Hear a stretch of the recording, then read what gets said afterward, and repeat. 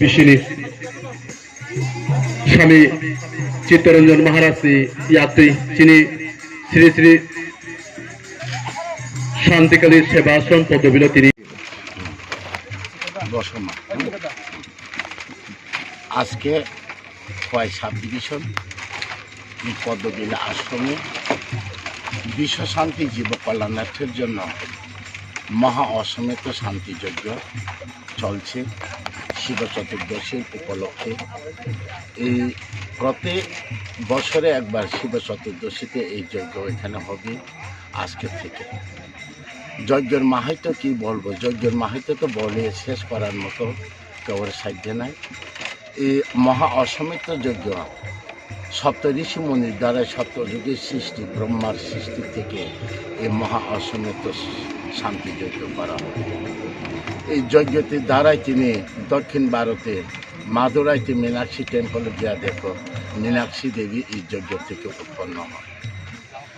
ত্রেতা যুগে গিয়া দেখো দশরথ রাজার ঘরে কোনো সন্তানই ছিল না, তিনি এই যজ্ঞ করে যজ্ঞের ফলের দ্বারাই তিনি রাম লক্ষ্মণ ভরত শত্রুঘ্নের জন্ম। দাপর যুগে চলে আসো এখন যে দ্রৌপদ রাজের ঘরে সন্তান ছিল না, তিনি যজ্ঞ করে যজ্ঞ থেকে তিনি উৎপন্ন হয়েছিলেন তিনি দ্রৌপদী। সেই দ্রৌপদীকে তিনি যজ্ঞের মহানারী শক্তি, সেই শক্তির উপরে যদি ভাবনার দ্বারাই তার বস্ত্রের মধ্যে হাত পরাতে তিনি কুরুক্ষেত্রে যুদ্ধ হয়ে ধর্ম এবং অধর্ম জয় পরাজয়ে এই বিধির বিধান আমরা মহাভারতে দেখি। তিনি দ্রৌপদীর বস্ত্রতে শুধু দ্রৌপদীর সম্মানহানি হলো না হইলে সারা বিশ্ব নারীর সম্মানহানি হইল। তিনি ভগবান শ্রীকৃষ্ণই তিনি সেই সম্মানকে রক্ষা করেছেন, তিনি সেই দ্রৌপদীর মর্যাদাকে।